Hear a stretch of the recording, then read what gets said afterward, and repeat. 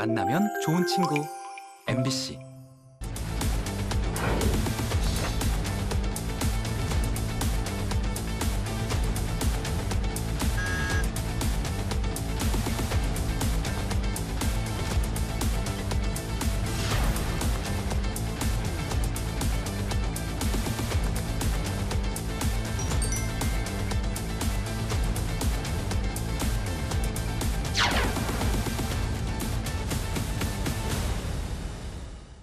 우리의 치아는 단 한 번 새 것으로 바꿔 쓸 기회가 주어집니다. 유치에서 영구치로 바뀌는 과정인데요.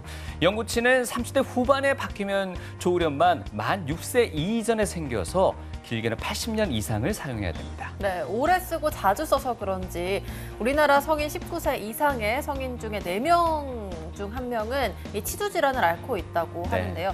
문제는 이 치주 질환이 치아뿐만 아니라 전신 건강까지도 무너뜨릴 수 있다는 겁니다. 네, TV 메디컬 약속 오늘 이 시간 구강 건강 시리즈 첫 번째 시간으로 치주 질환의 위험성에 대해서 알아보도록 하겠습니다. 오늘 도말씀 주실 분은요, 경북대학교 치과병원 치주과의 황성민 교수님이십니다. 안녕하십니까? 네, 안녕하십니까.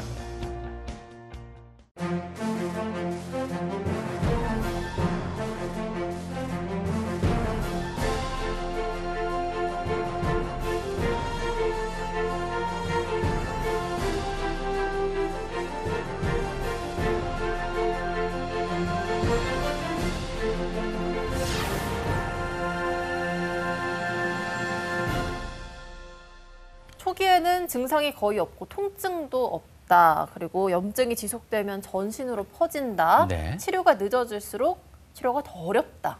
그러니까 얼핏 듣기에는 이게 암을 이야기하나 싶기도 맞습니다. 한데요. 이게 치주 질환을 가리키는 말입니다. 교수님께서는 조용한 살인자라고도 표현하신다고요. 네, 맞습니다. 치주 질환은 겉으로 보기에는 아무렇지 않아 보이지만은 조용히 그리고 지속적으로 잇몸에 그리고 거기에 더불어가지고 전신 건강을 망가뜨리는 질환입니다.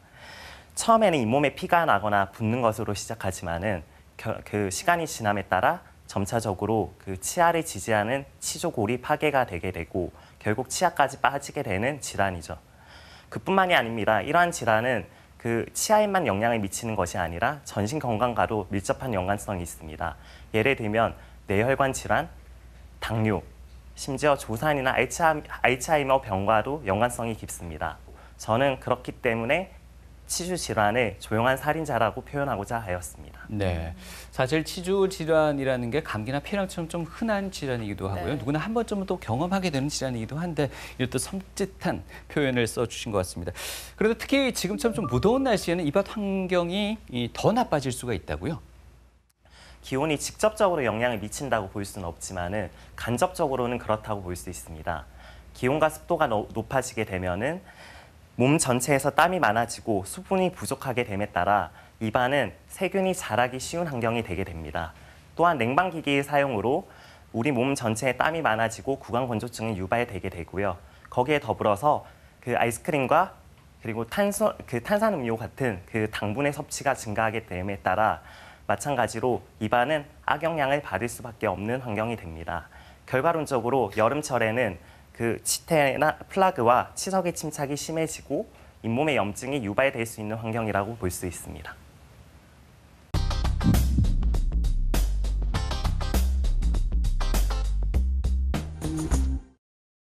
우리나라에서는 이 치주 질환을 개인의 관리 문제 정도로 생각하는 경우가 많은데요. 네.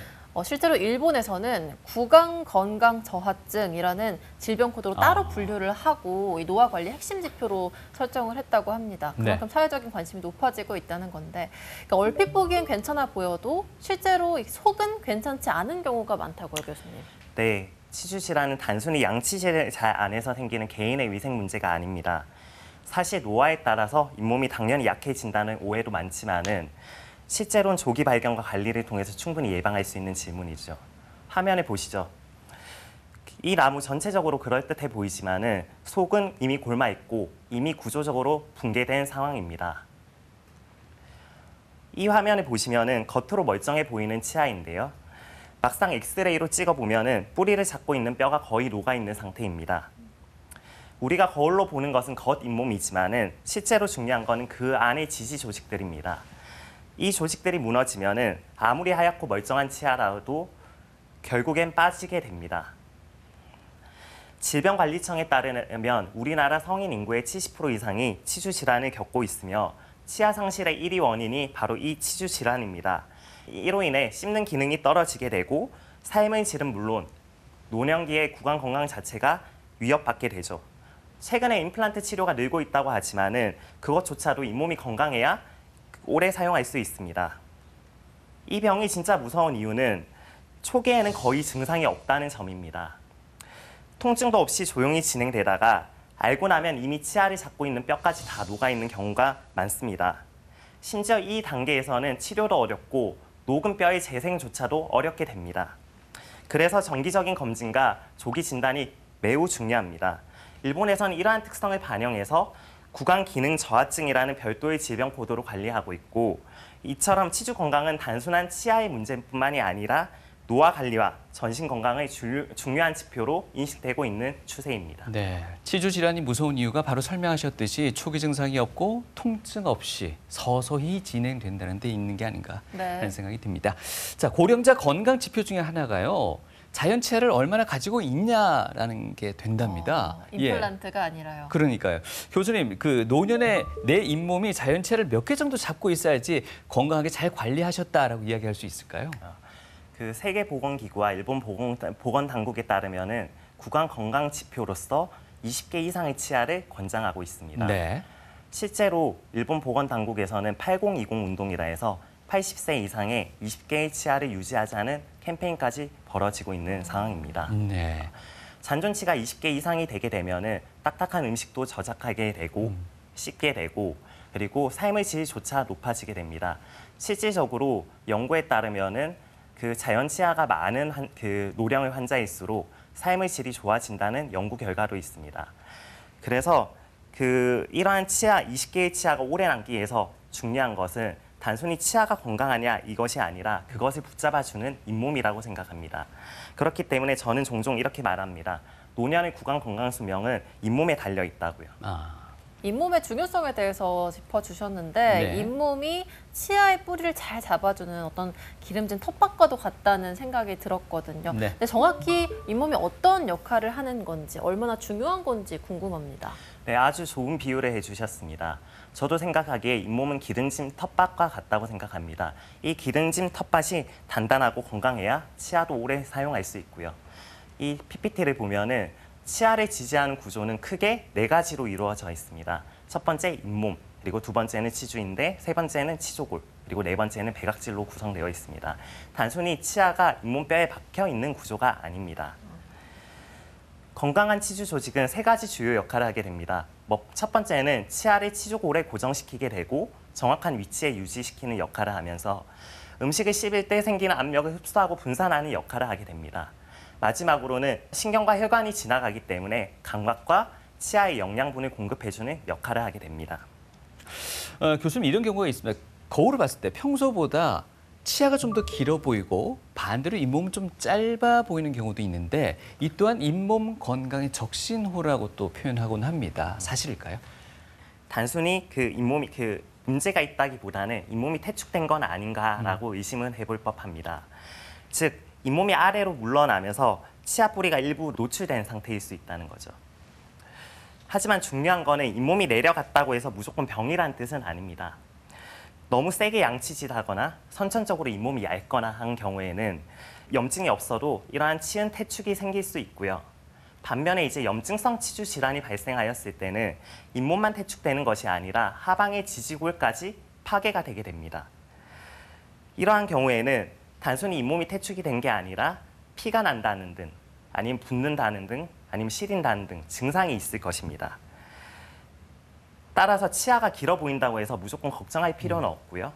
단 최근에 갑자기 변화가 느껴졌다던가 아니면은 시리거나 붓거나 피가 난다는 증상이 있을 때는 한번 신경을 쓸 필요성은 있습니다. 네. 즉 잇몸은 말이 없지만은 변화는 매우 중요할 수 있습니다. 네. 그런데 이런 경험들 자주 보셨을 겁니다. 피곤하거나 좀 양치질을 잘못했다 싶을 네. 때 피가 난다거나 잇몸이 붓는 증상들 한두 번씩 경험해 보셨을 텐데요. 이런 초기 염증은 방치해도 괜찮은 건지 아니면 좀 더 지켜봐도 괜찮은 건지도 궁금합니다. 네, 실제로 많은 분들이 피곤하거나 컨디션이 안 좋을 때 잇몸에서 피가 난다는 증상을 호소합니다. 네. 대부분은 며칠 지나가니까 괜찮아지니까 이 별일 아니겠지라고 생각하고 넘어가는 경우가 대부분이겠죠. 그런데 이게 바로 치은염이라는 것입니다. 즉 잇몸에만 국한된 조기 치은 염증의 상태를 말을 하는 것이고요. 이 단계에서는 아직 뼈 상태는 멀쩡하고 적절한 관리만 해주면 얼마든지 원상태로 회복이 가능한 상태입니다. 문제는 이 치은염이 제대로 치료되지 않고 방치되었을 때입니다. 방치가 되게 된다면은 점점 훨씬 더 심각한 단계로 진행이 되게 되고, 즉 그 잇몸 주변에 치조골이 파괴가 되게 되고 치주염이라는 것으로 진행되게 되죠. 치조골이 소실되게 되면은 치아는 흔들리게 되고 결국에는 빠지는 상황까지 발생하게 됩니다. 자, 여기 영상 하나를 보시겠습니다. 처음에는 이 치은염이 발생하면서 잇몸이 퇴축이 되게 되고 하방의 치조골 또한 소실이 되게 됩니다. 내부에 치석이 매우 침착이 많이 된 것이 보이실 겁니다. 또한 치조골 소실이 됨에 따라서 치아는 동요도가 심하게 발생되게 되고, 이러한 잡고 있는 치조골이 많이 소실됨에 따라 치아들은 스스로 빠지거나 아니면 발치를 해야 되는 상황이 생기게 됩니다. 이처럼 그 치주 질환이라는 것은 무서운 질환입니다. 단순히 잇몸이 반복하기만 한다고 그 무시할 것이 아니라 이것은 내 몸이 보내는 위험한 신호라고 생각하시고 꼭 전문가의 진단을 받아보시기를 권유드립니다. 네. 치아 중에서도 사랑니 같은 경우에는 그냥 이 자체로도 아픈데 맞아요. 이 사랑니를 감싸고 있는 잇몸이 먼저 부으면서 그 통증도 심각하다고 하더라고요. 근데 이런 거는 뭐 일시적인 증상인지 사랑니가 그냥 다 날 때까지 기다려도 괜찮은 건지도 궁금한데요. 자, 이 그림을 보시면 됩니다. 여기 왼쪽 아래에 사랑니가 숨어서 누워 있는 것을 볼 수 있습니다. 네. 중요한 것은 여기 파란색 동그라미로 쳐놓은 사랑니와 그 앞에 치아 사이의 틈입니다. 네. 이 틈이 있게 되면은 음식물 찌꺼기가 끼거나 세균이 자라기 쉬운 환경이 되게 되고 칫솔로도 잘 닦이지 않게 되기 때문에 쉽게 붓는 환경이 되게 됩니다. 또한 쉽게 붓게 되면은 그 사이에 그 음식물이 더 많이 끼게 되고 세균이 더 자라기 쉬운 좋은 환경이 되기 때문에 이 염증이 점점 반복되고 악순환이 되는 상황이 되게 되죠. 따라서 이러한 경우에 잇몸이 반복적으로 붓거나 통증이 발생하게 된다면은 사랑니를 예방적으로 발치를 하는 것이 좋다고 생각합니다. 네.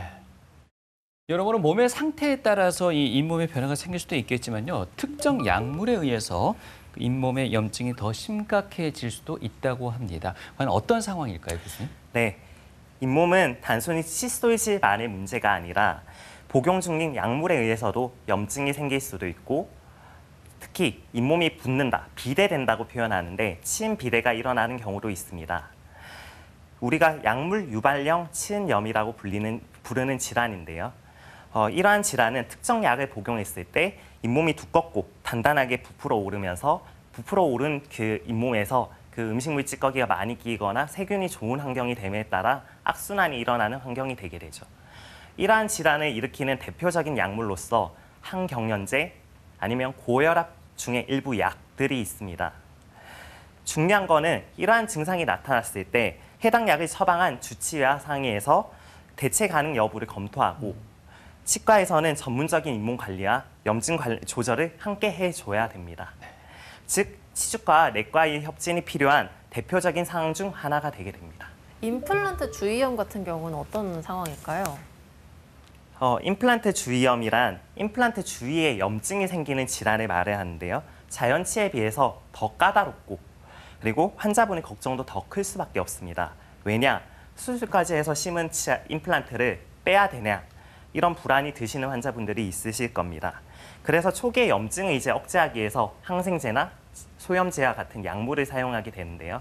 이러한 약물들의 사용에 있어서 중요한 것은 항상 모든 약물에서는 부작용이 존재한다는 것입니다.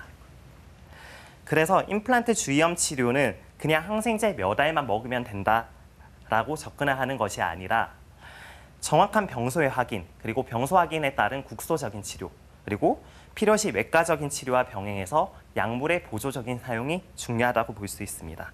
그리고 복용 중 이상이 있는 약이 있을 경우에는, 이상 증상이 있을 경우에는 약을 바로 끊는 것이 아니라 치과와 내과 양쪽 의료진의 충분한 소통이 필요할 것으로 보입니다.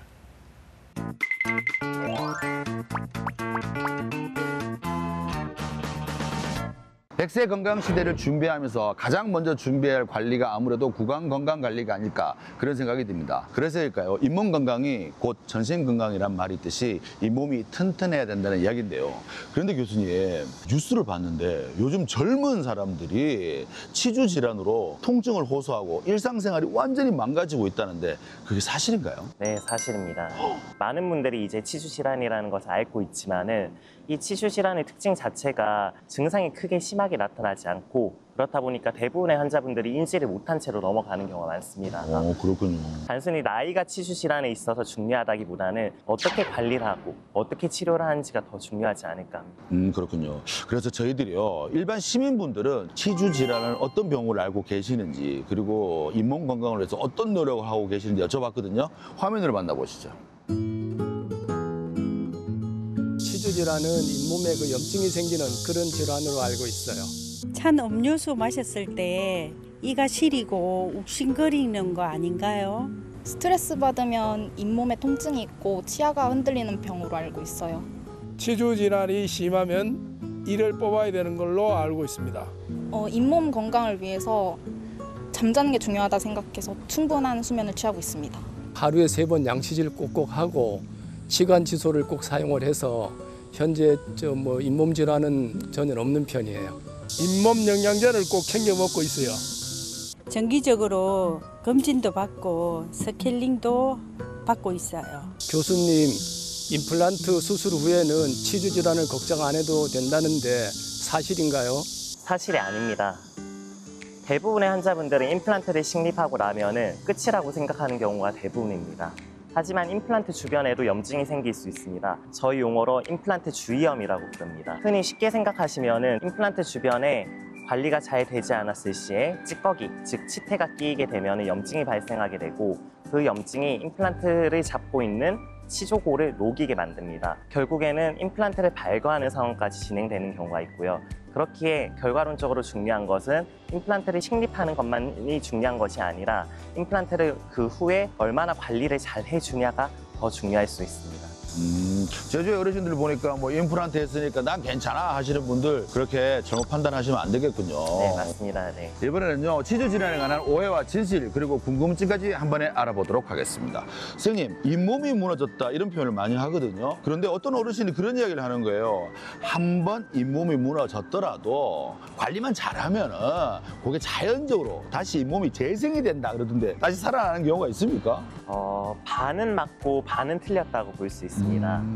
잇몸이 내려갔다는 것은 단순히 잇몸 살이 빠졌다는 것이 아니라 주변에 치아를 잡고 있는 치조골까지 망가졌다는 얘기입니다. 구조적으로 망가진 상태다 보니까 양치질만 한다고 이게 재생된다 고 보기는 어렵습니다. 교수님, 그렇게 재생이 되지 않는다면은, 게다가 또 관리까지도 잘 못했다면은 병원에 와서 어떤 치료를 받습니까? 치아 주변을 잡고 있는 치조골이 뿌리까지 다 녹게 돼서 치아를 발치해야 되는 상황까지 오게 됩니다. 우선 염증을 제거하는 치료를 먼저 받으셔야 됩니다. 그리고 필요에 따라서 잇몸 재생 수술이나 아니면 잇몸 성형 수술 등 녹았는 치조골을 조금 더 재생시키고자 하는 노력을 할 수 있습니다. 단 녹았던 치조골이 다 100% 재생된다고는 볼 수는 없습니다. 빠른 시간에 병원에 오는 게 정답이겠군요. 그렇죠. 어떤 상태인지 좀 평가할 필요성이 있을 것 같습니다. 아이가 태어날 때부터 잇몸이 검거나 이런 경우가 있습니까? 네, 그런 경우가 있습니다. 흔히 이제 아시아인이나 흑인 그 인종에 따라 좀 많이 차이가 나타나는데요. 잇몸에 그 색소 침착이 되는 경우가 있습니다. 그런 경우는 마냥 문제라고 보지 않고 정상적인 범위라고 봅니다.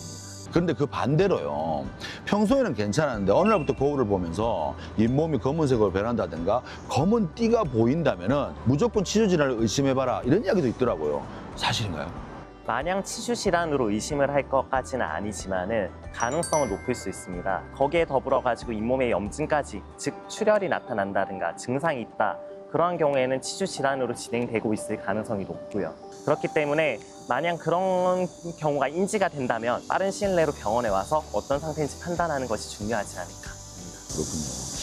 제가 또 궁금한 게 하나 있습니다. 치주 질환 환자가 아스피린 절대 먹으면 안 된대요. 그거 먹으면 잇몸이 더 부을 수 있다던데 사실인가요? 그건 사실이 아닙니다. 아스피린 먹어도 됩니까? 네, 왜냐하면 그 아스피린은 잇몸을 붓게 만든다기보다는 잇몸의 이제 출혈 경량성을 증가시킬 수는 있습니다. 아스피린을 복용한다고 무조건 그렇다는 건 아니고요. 즉 아스피린을 복용하는 것은 치주 질환과의 큰 연관성은 없습니다. 그렇군요. 상황에 따라서 이 수술적인 치료 아니면 발치를 하는 경우에는 아스피린을 부분적으로 끊는 경우가 있습니다.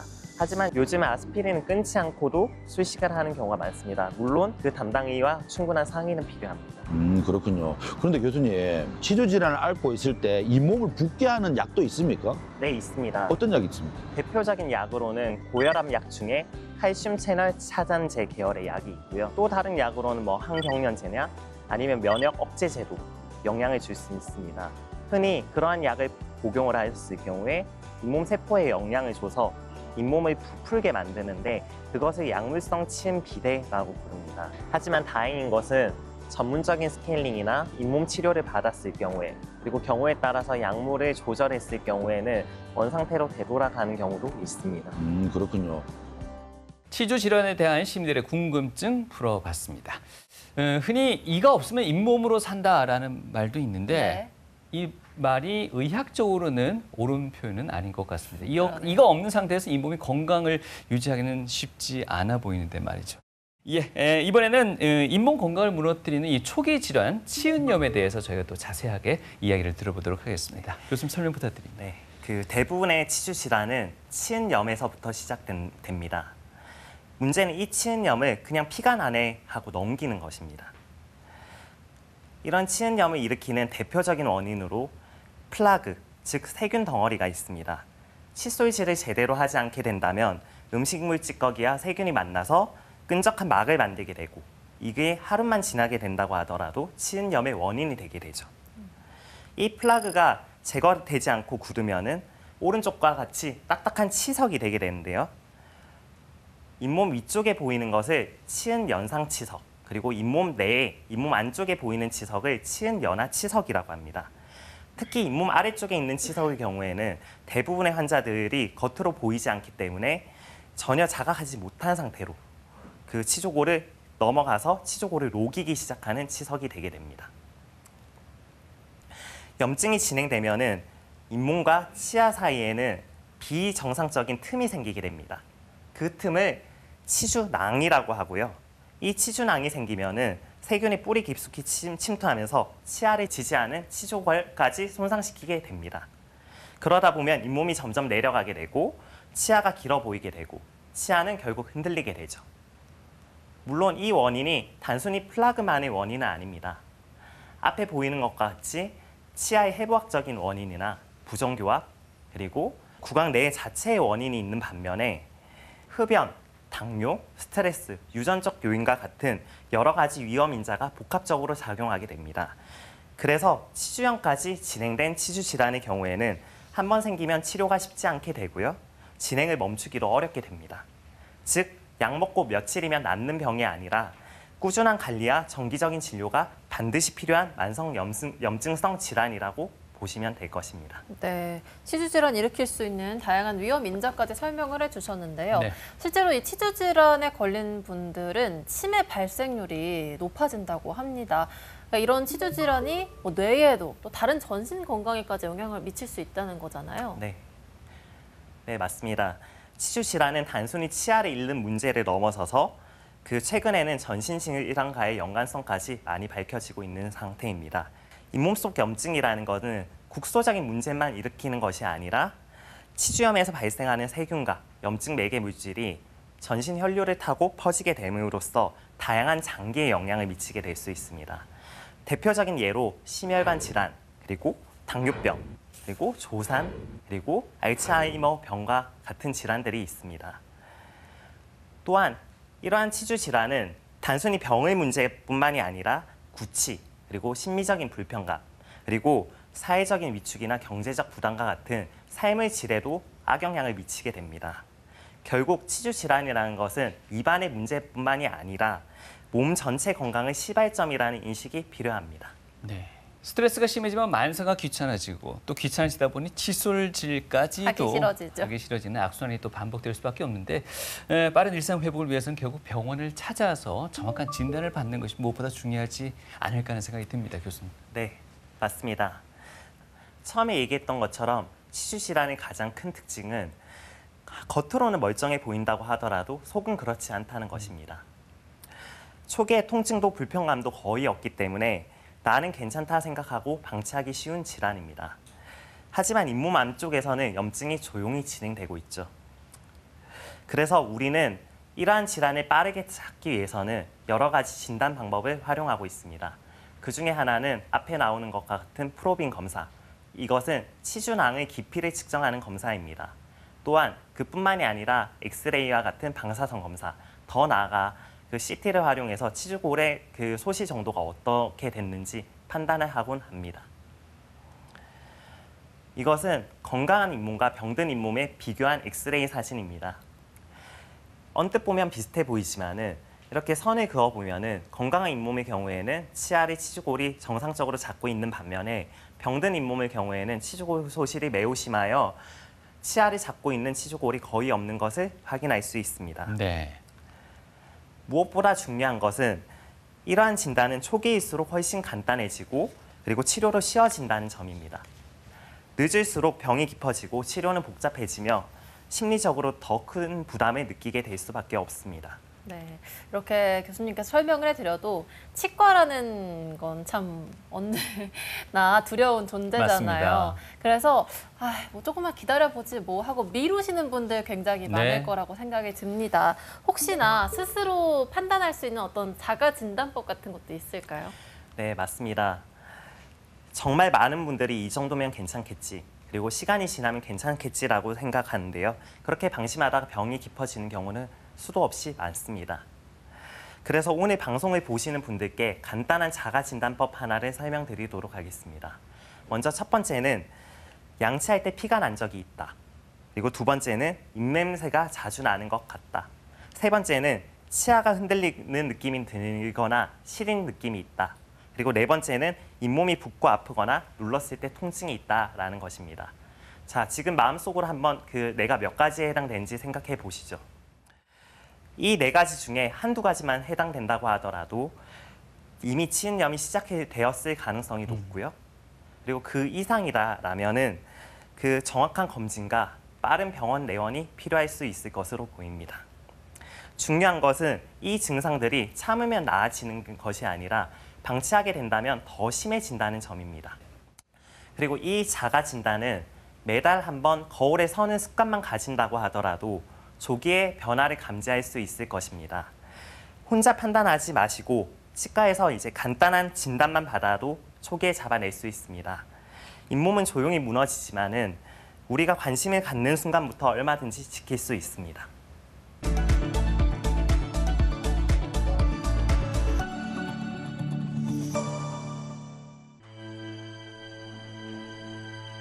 치주 건강의 이상 신호로 병원을 찾은 60대 환자. 우리 할 정도로 막 그때 막 통증이 너무 심해가지고 그래가지고 대학병원에 왔는데 못 견딜 정도로 많이 아팠습니다. 치주염은 치아 주변, 치주 조직에 생기는 염증성 질환으로 잇몸이 붓고 시린 증상이 나타날 수 있는데 심한 경우 치조골 손상으로 자칫 치아를 잃을 수도 있다. 이 환자분은 4개월 전에 저희 병원에 이제 다쳐서 오셨던 환자분으로 의뢰 받았을 때 구강 내를 살펴보니 구강 위생 상태가 너무 불량했고 치석 침착이 매우 심한 환자분이었습니다. 게다가 충치 때문에 부러진 치아도 있었던 환자분이고요. 이 환자분의 경우에는 빠른 치주 치료가 필요한 환자분이셨습니다. 그런데 이제 보철물이 있으면 음식물이 많이 끼거든요, 아버님. 이렇게 덮어 씌워놓은 거 있으면 고기 깨끗이 닦아주셔야 돼요. 이 사이사이를. 이 환자와 같이 임플란트를 준비해야 되는 환자분의 경우에는 구강 위생이 불량하다 보면은 식립한 임플란트에도 악영향을 끼칠 수 있을 뿐만이 아니라 임플란트에 대해서 장기적인 안정성을 떨어뜨릴 수밖에 없습니다. 그렇기 때문에 가장 중요한 건 일단 구강 위생 상태를 깨끗이 하는 것이 가장 중요하고 거기에 더불어 가지고 잇몸, 그러니까 치주 상태가 불안정한 환자의 경우에는 우선적으로 치주 치료가 진행이 되어야 됩니다. 꼭 임플란트뿐만이 아니더라도 수복을 한다든가 아니면 크라운 등의 보철을 진행하였을 때 마찬가지로 중요한 것은 구강위생 환경입니다. 아버님, 그 치아 흔들린지 한번 확인 좀 해볼게요. 치주 질환의 정확한 진단을 위해 다양한 검사 과정을 거치게 되는데 치아가 흔들리는 정도를 측정하는 치아 동요도 검사 그리고 치주낭 검사를 통해 잇몸의 깊이를 확인하며 치아 주변 뼈의 손실 정도를 파악한다. 치주 질환은 발견이 늦다 보니까 조기에 진단하는 게 되게 중요한데 첫 번째는 엑스레이가 있고요. 그리고 두 번째는 치주낭 검사라고 해서 치조골, 즉 뼈가 얼마나 소실되었는지 확인하는 검사가 있습니다. 그 외에 치아가 얼마나 흔들리는지, 두들겼을 때 반응이 있는지 등의 여러 가지 검사를 종합적으로 판단하여서 이 환자분이 치주 질환이 있는지 또는 치주 질환이 진행되고 있는지 확인을 합니다. 우선 치주 환자를 치료를 할 때 이 환자분이 그 병소가 얼마나 진전되었는지 확인합니다. 치조골 소실이 얼마나 되었는지, 그리고 또 염증은 얼마나 있는지 등을 확인해서 이 환자분을 어떻게 치료를 할지 결정을 하게 되는데 단순히 구강 내의 요인만 판단하는 것은 아니고요. 흡연이나 아니면 당뇨가 있다는지 아니면 구강 위생 상태가 어떻냐 등 전체적인 그 요인들을 판단해가지고 치료를 어떻게 할지 결정하게 됩니다. 100세 시대 건강한 노후를 방해하는 치주 질환. 증상이 나타나기 전 꾸준한 관리로 치주 질환의 이상 신호를 사전에 예방해야 한다. 가장 중요한 것은 아무래도 양치질이 아닐까 합니다. 왜냐하면 일상에서 가장 하기 쉬운 방법 중에 하나이기 때문입니다. 그냥 단순히 양치질을 했냐가 아니라 얼마나 양치질을 잘 해주냐입니다. 또 한 가지 중요한 점은 양치질뿐만이 아니라 환자분들이 정기적으로 병원에 내원해서 얼마나 내 구강 상태가 이상한지, 괜찮은지를 확인하는 것입니다. 처음에는 치아도 아프고 잇몸도 그랬는데 지금은 이제 한 4개월 지나니까 안 아프고 음식 씹는데도 별 그거 없이 지금 잘 지내고 있습니다. 네, 치주 질환을 치료하고 계신 환자분 사례 만나봤습니다. 치아의 경우에는 신경 치료하거나 아니면 떼우는 방향으로 주로 치료가 이루어진 것 같은데 치주 질환은 아무래도 좀 더 복잡할 것 같습니다. 어떤 과정으로 치료가 진행됩니까? 네, 그 치주 질환은 떼우거나 신경 치료를 하는 과정으로 해결되는 것이 아닙니다. 네. 잇몸과 치아를 지지하는 구조 전체가 무너지는 것이기 때문에 단계적으로 그리고 체계적으로 접근해야 됩니다. 여기 앞에 보이시는 것과 같이 4가지 단계로 볼 수 있습니다. 첫 번째는 스케일링입니다. 스케일링이란 입안의 치태 그리고 치석을 제거하는 과정으로서 염증 완화의 첫 걸음으로 볼 수 있습니다. 그리고 두 번째는 비외과적 치주 치료, 즉 치근 할텍술이라고 표현하기도 하는데요. 이는 잇몸 속 뿌리 부분의 세균을 제거하고 그리고 치아 뿌리를 매끈하게 다듬도록 합니다. 그리고 세 번째는 외과적 치주 치료, 즉 치주 판막술이라고 표현하기도 합니다.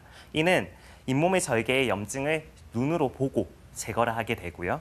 필요시 뼈이식이나 아니면 재생치료와 같은 치료를 진행하려고 합니다. 그리고 또 중요한 것은 4번째 단계입니다. 유지관리 단계로서 환자들은 3에서 6개월, 상황에 따라 더 짧게 정기적으로 내원하시게 되고요. 내원하시게 됨으로써 단순히 치료만 하는 것이 아니라 잇몸을 정기적으로 점검하고 재발을 방지하고자 하는 합니다. 먼저 스케일링부터 보도록 하겠습니다. 스케일링의 경우에 치은 연상 치석, 즉 잇몸 위에 있는 치석을 제거하는 수식으로서 여기에 보이는 것과 같이 초음파 스케일러라는 그 수만 번의 진동을 가지는 진동기구를 가지고 치석을 제거하게 됩니다. 지금 보시는 영상은 발치한 치아의 그 스케일링을 하는 영상입니다. 많은 분들이 스케일링을 하면 치아가 갈린다, 그리고 치아가 닳는다고 걱정을 하시는데요. 사실 전혀 그렇지 않습니다. 스케일링은 치아를 갈아내는 것이 아니라 치아에 붙은 딱딱한 껍질 같은 치석을 제거하는 것이고요. 그래서 스케일링은 치아를 해치는 것이 아니라 치아를 살리고자 하는 치료라고 생각하시면 될 것입니다. 네, 치주 질환 치료의 1단계 스케일링에 대해서 알아봤고요. 네. 그러나 스케일링으로 해결되지 않는 경우에는 조금 더 정밀한 치료가 필요할 것 같습니다. 잇몸 내부의 염증을 제거할 수 있는 비외과적인, 그러니까 비수술적인 치료 방법이 있다고요. 네, 맞습니다. 아까 말씀드렸던 두 번째 과정을 보도록 하겠습니다. 흔히 비외과적 치주 치료, 저희는 치근 활택술이라고 부르는 술식입니다. 이는 잇몸을 절개하지 않고 치주낭 속에, 즉 잇몸 안쪽 깊숙이 형성된 그 공간 내에 쌓인 치석과 염증을 제거하는 기구를 넣어서 제거하는 술식입니다. 지금 보시는 장면이 모형을 이용해서 비외과적 치주 치료를 하는 장면입니다. 수기구가 잇몸 속 깊숙이 들어가서 주변의 치석이나 염증 조직을 제거하고 치아 표면을 매끄럽게 하는 것을 볼 수 있습니다. 흔히 이제 두 가지 기구를 사용할 수 있습니다. 왼쪽에 보이는 수기구, 그리고 오른쪽에 보이는 초음파 기구입니다. 두 가지 기구를 적절하게 활용을 하게 되는데요. 수기구의 경우에는 그 세밀하고 복잡한 부위에 주로 활용하게 되고요. 초음파 기구 같은 경우에는 넓은 부위에 빠르게 그 치석을 제거하는 데 활용 효과적입니다. 치료 후에 치아 사이가 벌어진다고 걱정하시는 분들이 많으신데요. 사실은 치아 사이에 있던 치석이 제거가 되고 그 제거가 됨으로써 염증과 부종이 가라앉음으로써 잇몸이 본래 자리를 찾으면서 그렇게 보이는 것입니다. 즉, 그만큼 염증이 제거되었다는 의미로 보시면 될 것입니다. 네, 지금까지는 비외과적 치료가 가능한 범위 내에서 설명을 해주셨는데요. 앞서 설명 중에 잇몸 뼈가 손실될 수도 있다, 치주 질환으로 인해서라는 말씀을 해주셨던 것 같습니다. 결국 수술적 치료가 필요하다는 얘기인데 어떤 경우에 수술적 치료가 또 필요할까요? 네, 앞서 말씀드렸던 것 같이 비외과적 치료로도 많은 경우에 잇몸 건강을 회복할 수 있지만은 치조골 소실이 심하거나 아니면은 염증이 깊이 퍼져 있는 경우에는 외과적 치주 치료를 고려할 수 있습니다. 외과적 치주 치료란 잇몸을 국소 마취 후에 절개하게 되고요. 그 절개하게 되면은 그 잇몸 속, 즉 내부의 치주골이 어떻게 형성이 돼 있고 얼마나 소실되었는지 볼 수 있습니다. 그것을 시각적으로 보면서 적절하게 치석과 염증을 제거하는 술식을 말합니다. 외과적 치주 치료가 진행된 사례를 보여드리도록 하겠습니다. 아래와 같이 잇몸을 벌리고 잇몸을 절개해서 열고 안의 내부를 깨끗이 정리해서 다시 꼬맨 술식을 볼 수 있습니다. 외과적 치주 치료를 크게 두 가지로 나눠볼 수 있습니다. 먼저 첫 번째는 앞에 보이는 절제형 치료입니다. 이는 잇몸 안쪽의 염증 조직과 손상된 치조골 일부를 제거해서 염증을 안정화시키고 잇몸 모양을 다듬는 술식이라고 보면 됩니다. 또 다른 하나는 재생치료라고 볼 수 있습니다. 재생치료는 이미 뼈가 녹아있는 부위에 막과 그리고 이식제를 넣어 잇몸과 뼈가 다시 자랄 수 있는 공간과 가능성을 유도하는 술식으로 보시면 됩니다. 이 화면에 보시는 것처럼 먼저 잇몸을 절개해서 열고 그리고 내부에 이식제를 녹은 뼈 부위에 이식제를 넣고 그리고 그 위를 막을 덮은 채로 다시 봉합을 하는 것을 볼 수 있습니다. 하지만 때로는 이미 치주골이 너무 많이 녹아버려서 치아 자체를 살릴 수 없는 경우도 있습니다. 이럴 때는 오히려 빠르게 발치하고 주변 조직을 회복을 도모한 다음에 필요시 임플란트를 고려하는 것이 더 나은 선택지가 될 수 있습니다. 치주 치료 후에는 반드시 재평가라는 것을 진행해야 됩니다. 재평가라는 것은 치주낭의 변화 정도, 그리고 염증 유무의 변화 정도를 평가하는 과정이고요. 이러한 그 과정을 진행함으로써 그 치료가 제대로 잘 이루어졌는지 확인하고 장기적으로 재발을 막는 유지 관리의 그 지표로서 연결되게 됩니다. 자, 치료가 불가능한 치아는 이토록 빠르게 발치를 하고 후속 치료를 하면은 문제가 없겠는데 더 큰 문제는 치과를 찾지 않고 치조골로 녹아내리고 그리고 치아 빠진 상태에서 오랫동안 방치할 경우에는 턱 관절의 이런 전반적인 모양이 달라질 수 있다라고 또 이야기하더라고요. 교수님 맞습니까? 네, 맞습니다. 치아가 빠지고 난 자리를 오래 방치하게 되면은 그 겉으로 보이는 문제뿐만이 아니라 안쪽 뼈 구조까지 변하게 되는데요. 특히 치아를 감싸고 있는 뼈, 즉 치주골이 씹는 자극이 사라지게 되면은 더 이상 유지하지 않게 되고 점점 줄어들어 흡수하게 됩니다. 처음엔 눈에 띄지 않지만은 시간이 지남에 따라서 입술이 들어가 보이고 팔자주름이 생기게 되고요. 단순한 외모 변화에만 그치는 것이 아닙니다. 틀리라 하기 어려워지기도 하고요. 그리고 임플란트나 그런 시행 자체가 불가능해지고 필요시에는 추가적인 고리식이 필요한 경우도 생길 수 있습니다. 또한 치아가 빠진 쪽으로 반대편 치아가 쏠리거나 아니면 얼굴의 그 대칭 관계가 변하는 이러한 도미노 효과까지 일어날 수 있습니다. 네, 빠르게 치료가 필요하다는 말씀도 해주셨는데요. 발치한 자리에 임플란트를 심고 나면 그 자리는 또 새로운 치아로 채워지겠지만 네. 앞서서도 얘기해 주셨듯이 그 후 관리가 더 중요할 것 같습니다. 심는 것보다 관리를 더 잘해야 되는 이유가 있다고요? 네, 정말 중요한 말씀입니다. 많은 분들이 임플란트를 했으니 이제 걱정 없다고 생각하지만은 임플란트야말로 오히려 더 관리가 중요한 치료 중에 하나입니다. 앞에 나오는 영상에 보다시피 이러한 질환이 임플란트 주위염이라고 합니다. 임플란트 주변에 염증이 생기고 치주골 소실이 일어나서 임플란트가 노출된 상태입니다. 치주 질환과 마찬가지로 이 병은 겉으로 보기엔 잘 안 보이기 때문에 환자분들이 뒤늦게 불편감을 깨닫고 병원에 내원하셨을 때는 이미 임플란트 주변 뼈가 크게 손실된 경우가 많습니다. 치주염과 치주 질환과 임플란트 주위염은 비슷한 듯 하지만 임플란트 주위염의 경우에 진행이 훨씬 더 빠르고 그리고 염증이 한번 생기면 자연 회복이 어렵고요. 그리고 임플란트가 동요도가 있다면 재수술이 필요할 만큼 그 심각한 상태로 넘어갈 수 있습니다. 특히 임플란트는 치아처럼 신경이나 자연 방어 기전이 없기 때문에 한번 감염이 생기면 더 빠르게 손상이 되는데요. 그렇기 때문에 임플란트를 한 이후에는 칫솔질은 물론 정기적인 치과 내원과 스케일링까지 철저한 유지 관계가 필요합니다. 네. 또 가장 기본적이지만 저희가 잘 지키기 어려운 올바른 양치질에 대해서도 한번 여쭤보고 싶은데요. 네. 어렸을 때부터 많이 배우는데 참 잘 안 되는 게 사실입니다. 어떤 점을 주의하면서 칫솔질을 해야 하는지 방법부터 좀 설명을 해주실까요? 양치는 누구나 매일 하시지만은 이 양치질을 제대로 하시는 분은 많이 없는 것 같습니다. 흔히 저희가 이제 권유드리는 양치질 추천 방법은 바스법이라고 합니다.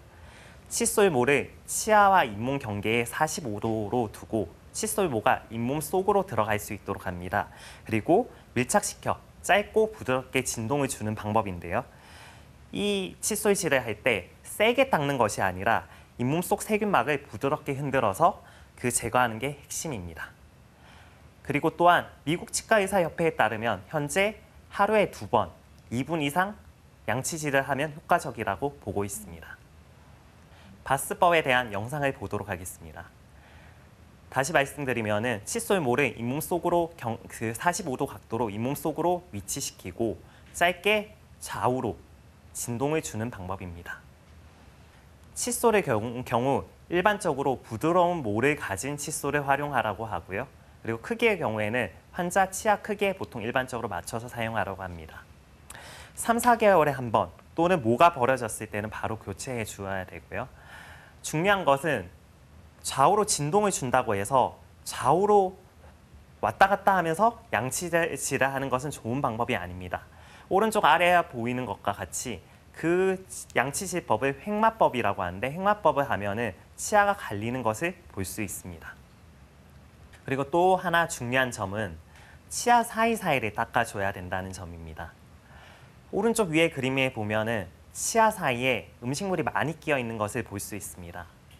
즉 치아 사이를 잘 닦아줘야 주변에 치아의 문제뿐만이 아니라 치주 건강도 지킬 수 있고요. 그 치아 사이를 닦기 위해서는 아래 나오는 그림과 같이 치간 칫솔 그리고 치실을 활용할 수 있습니다. 일반적으로 치간 칫솔의 경우에는 치아 사이가 1mm 이상으로 넓은 부위에 사용하게 되고요. 치실의 경우에는 치아 사이가 좁거나 많이 밀착된 부위에 사용하게 됩니다. 하루 한 번 자기 전에라도 이러한 습관을 가지시면은 치주 건강을 지키는데 매우 효율적일 것입니다. 구강세정기도 도움이 되는 도구입니다. 이는 세정력이 강하고 사용이 간편해서 치간 칫솔 사용이 어렵거나 아니면 보철물이나 수복물 하방에 사용하면 매우 효과적입니다. 그리고 생활 습관 또한 중요합니다. 흡연은 잇몸 혈류를 감소시키고 당뇨는 잇몸의 염증 반응을 악화시키기 때문에 금연과 혈당 조절이 매우 중요합니다. 마지막으로 꼭 기억하실 실천 루틴을 말씀드리도록 하겠습니다. 칫솔질은 2분 이상 하루에 2회 바스법으로 진행하시면 되고요. 시간 칫솔은 적어도 저녁에 자기 전에 한 번이라도 사용하시면 도움이 될 겁니다. 필요시 구강 세정기를 활용할 수 있고 정기적으로 스케일링 및 정기 검진을 받으셔야 됩니다. 금연과 당 조절은 당연히 중요한 얘기고요. 마지막으로 꼭 기억할 그 실천 루틴 3가지를 말씀드리겠습니다. 오늘 거울 앞에서 본인의 잇몸 상태를 관찰하시고요. 그리고 치간 칫솔 또는 치실 하나 반드시 준비하십시오. 그리고 6개월 이내 치과 검진 예약을 잡으십시오.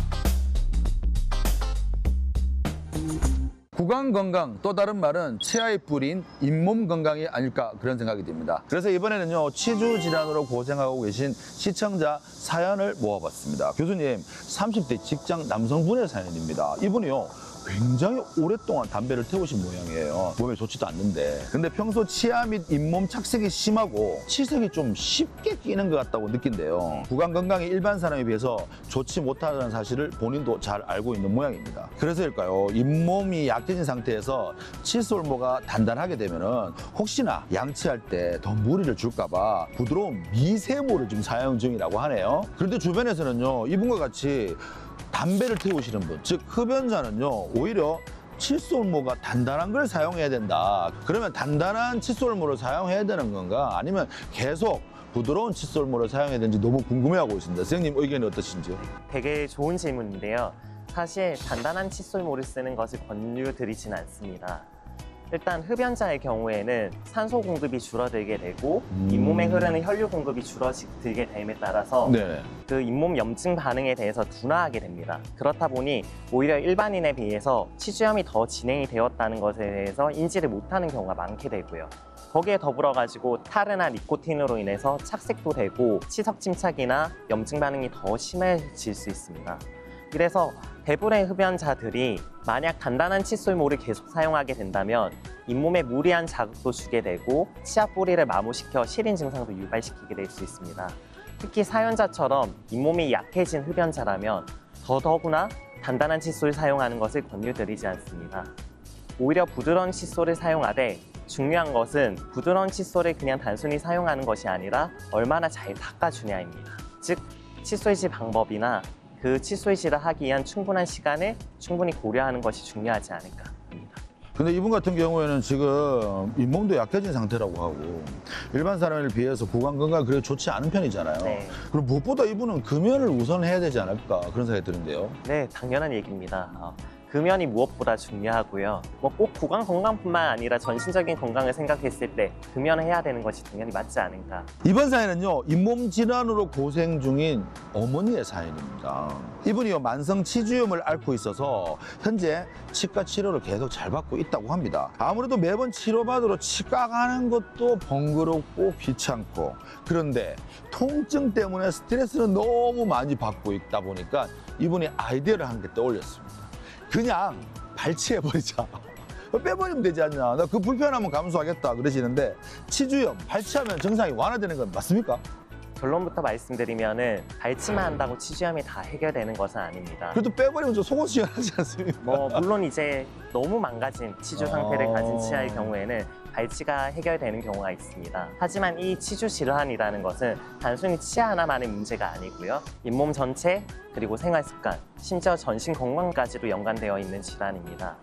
예를 들어 한두 개 치아가 망가져서 발치를 한다고 했을 때 다른 인접 치아가 다 괜찮다고 볼 수 없습니다. 아, 그래요? 더군다나 임플란트를 식립하거나 아니면 필리를 한다고 하였을 때도 잇몸이 건강해야 그거를 충분히 유지를 할 수 있습니다. 그렇기 때문에 즉 발치라는 것은 치료의 끝이 아니라 또 다른 관리의 시작이라고 볼 수 있습니다.